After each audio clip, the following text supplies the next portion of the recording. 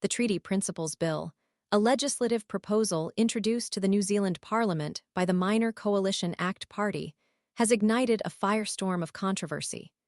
This bill, far from being a mere amendment, represents a radical departure from the foundational principles governing the relationship between Māori, the indigenous Polynesian people of New Zealand, and the governing authorities.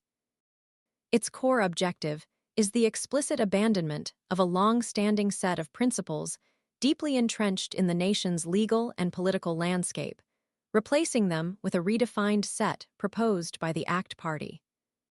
The ACT Party's rationale hinges on the assertion that the existing principles, derived from the Treaty of Waitangi, New Zealand's foundational document, and a cornerstone of Māori rights, have unjustly granted Māori preferential political and legal rights and privileges compared to non-Māori citizens. This claim, however, is vehemently contested by a wide spectrum of New Zealand society.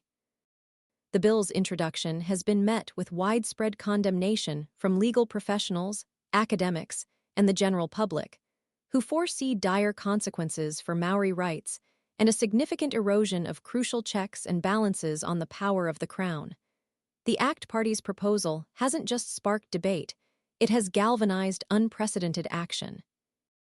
Mass gatherings of Māori leaders have been convened across the country, and the bill has fueled the largest ever protest movement focused on the protection of Māori rights. The scale and intensity of this public response underscores the deep-seated anxieties surrounding the potential dismantling of decades of progress in achieving equitable treatment for Māori. The bill's implications extend far beyond the immediate political realm. Its potential to reshape the fundamental relationship between the Crown and Māori raises profound questions about the very nature of New Zealand's identity and its commitment to principles of justice and reconciliation. The proposed changes are not merely technical adjustments, they challenge the very fabric of the nation's social contract. Criticism of the bill has been both extensive and scathing. Christopher Finlayson, a former treaty negotiations minister under the National Party government, delivered a damning assessment before a parliamentary committee, characterizing the bill as misconceived.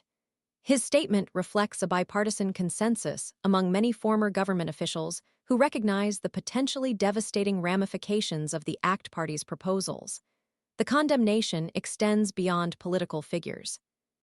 Dame Marilyn, a distinguished former politician, warned of a severe setback for Māori, highlighting the insidious nature of systemic disadvantage.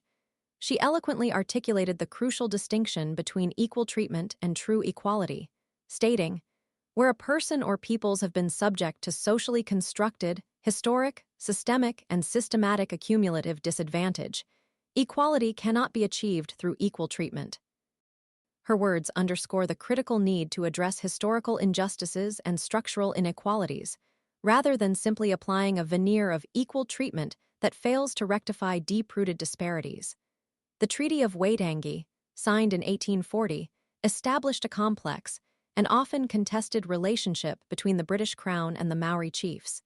Its interpretation has been a source of ongoing debate and litigation, with numerous Waitangi Tribunal claims seek. The ACT Party's bill directly challenges the very principles that have guided these processes and informed the interpretation of the treaty. The potential consequences for ongoing treaty settlements and claims are profound, potentially destabilizing years of painstaking negotiations and agreements.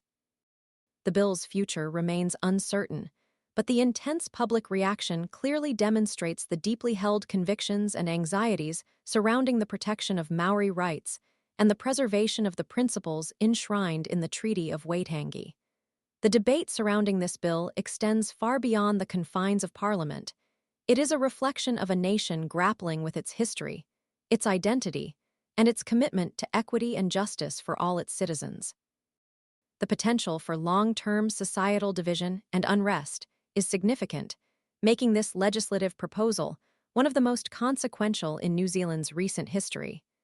The ongoing debate will likely shape the political and social landscape of the nation for years to come.